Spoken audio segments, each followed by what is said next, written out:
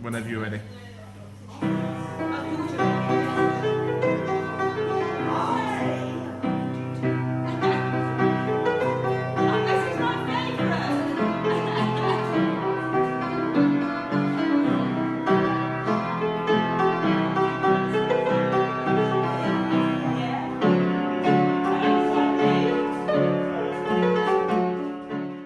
Hello, listeners, and welcome to Through the Eyes of Autism. I am David Willoughby, and I'm going to be talking to you about autism and how it affects me, and also to change your perception of understanding that we are normal people. 695,000 people, that is 1.1% of the population of the UK, is autistic.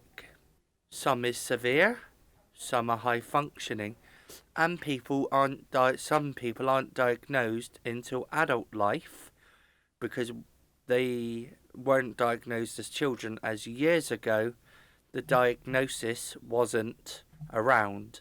This documentary will help you understand what it's like to live with the disability. The spectrum is a wide range of spectrum, and they are people with high functioning, otherwise known as Asperger's years ago, or severe autism. Both me and my brother are autistic. Me, I have high functioning autism, and my brother has severe autism, or high functioning autism, and Asperger's are the same now, whereas years ago they were known as two different things, and I quite like the two different things. Through this documentary, there will be interviews with people to tell you their perception of autism and what they like about the autistic community. Like I said, both me and my brother are autistic, and you will hear things through my perception, and you will hear things through my brother's perception, where he is non-verbal, and I will get him counting on an interview, and you will also hear from our father's perspective, Steve Willoughby, how he has had to deal with two autistic kids. Now we're grown-ups. When I was diagnosed with autism, well, Asperger's, if you like, I was labelled a shelf stacker, only good for stacking shelves in a supermarket, because the doctor who diagnosed me thought I wouldn't amount to any talent. But that's not true, as a lot of people who know me know I can sing, I can act, I can play the piano, and live a normal life, just like the stereotype norm, as people call it. You will hope you enjoy this documentary. And I am now going to talk to you what it was like living as a child with autism. I found it very hard, and I used to get picked on, and people just didn't understand my ways. As a teenager, I found it hard socialising because I didn't know how to socialise, where my brother didn't socialise as a kid and a teenager because he found it really, really hard. And through adult life, it was brilliant. People understood me better. I moved out of home. And, well, here we are, Through the Eyes of Autism, interview number 1 with Toby. Hi. Well, you told me last week when I started the course that you are autistic as well. I am, yeah. So what's it like being autistic for you? It's, not going to lie, it's been difficult. I've had a lot of the same troubles that you've had. You know, I've had quite a lot of bullying when I was younger. I had people tell me that I couldn't do things when I actually can. That's brilliant. Yeah. Over the last few years, I've gotten 2 degrees. I've been volunteering here for almost a year now. Yeah, so what's it like volunteering at Chaos? I love it here. It's fantastic. It's great to be in a place where everyone respects each other and doing something you love, helping people especially is brilliant. Yes, so what talents do you have then? Most of my talents are digital, so photo editing, video editing, audio editing, anything to do with computers basically. So what would you like, if we could change the perception of the public, Yeah. what would you like them to understand about you? General information about autism needs to be out in the public a bit more. Yes. To understand that I can't read people, read their emotions, read sarcasm is incredibly difficult, and it can be frustrating when we're talking to people, like, they can't always understand me. Yeah, because I found it hard understanding sarcasm, but I've learned over the years. Yeah. But I don't understand how difficult it can be for people with autism to not get sarcasm. Yeah. What would you say is one of your best qualities to actually bring to the public? My sense of humour. Well, as I learned last week, you have a great sense of humour. Yeah. As do you. Typical as it always is with radio, everybody cracks up. Yeah. Yes, so do you know any other autistic people apart from me? I know a couple of autistic people, yeah. Yeah, and it must be difficult for you to understand them as well. Yeah, it took me quite a while to make any friends at all, so I'm really grateful to meet people like you and people like them I can actually get along with. That's great. Wow. That's Through the Eyes of Autism interview 1 done. There'll be more interviews throughout this documentary. Stay tuned. Hello, ladies and gentlemen, again, and here is the final interview of Through the Eyes of Autism with my dad, Steve Willoughby. He has 2 sons, me and my brother. Me on the higher end of the scale of autism and my brother on the severe end of autism. And he's just going to tell you a bit what it was like, just for a couple of minutes, what it was like bringing us 2 up as children. Oh, good afternoon, everyone. My name is Steve. I am David and Daniel's dad.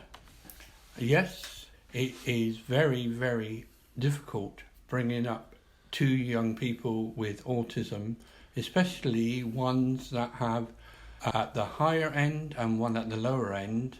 It took 5 years for us to diagnose David, our eldest son, and it was 2 years for the younger son to be diagnosed. But it was very, very difficult. The support out there was not that great. We asked for help, we got some help, but at the time we had to cope on our own, and it wasn't very great, especially when a health visitor turned round to me and my wife and said, "Oh, your eldest son, all he'll be fit for is doing shacking stuff. He won't be any good at anything else." But David has proved them wrong. Yes, their behaviour, Daniel was a lot easier to cope with in one sense because of his diagnosis of severe autism, where David has a medium autism and a borderline ADHD. And when David was younger, it was his ADHD that was more prevalent then, and it was very difficult trying to get him to understand you can't have this or you can't have that. But as he has grown into a young man, he has developed a lot better, and since he has been married for just over 2.5 years, he has become a more intellectual and more abled young man with support, and he can do a lot more now than what he did when he was a young man. He expected his mum and dad to do everything for him. He wanted us to do this, he wanted that for his tea. We say, "We're having this." "No, I'm not, I don't want that, I want something else," like any other normal young child would have. But to get him to understand that you had to have what we have, and that was that. But he was very, very challenging in his behaviour. He became aggressive sometimes. Sometimes we would take him down to his room to help him to chill out, but that was quite difficult at times. But as he's grown, and since he left home and was in supported living before he got married, he has become a more of a person that's able to control his behaviour better. He still has episodes where it's a bit difficult, but he is improved so much since he got married. Thank you very much, Dad. And that is Through the Eyes of Autism interview 2 done, and there won't be any more. We look forward to you listening to this documentary. Thank you very much. Thank you for letting me speak. You're welcome. Which I'm now going to talk to you briefly about. Marriage. I am now a married man, 2.5 years, to Esme Willoughby, who has Down syndrome, and she is the most beautifulest lady I've ever been with. Relationships were very hard for me because I found it really hard to maintain and keep relationships. But as I learned to control my anger, the relationships got better, and when I got with Esme, I stayed with her since. Hope you've enjoyed this documentary. There is now going to be a song about my life, and hope you understand now people with autism can live normal lives. And thank you for listening. Take care. God bless.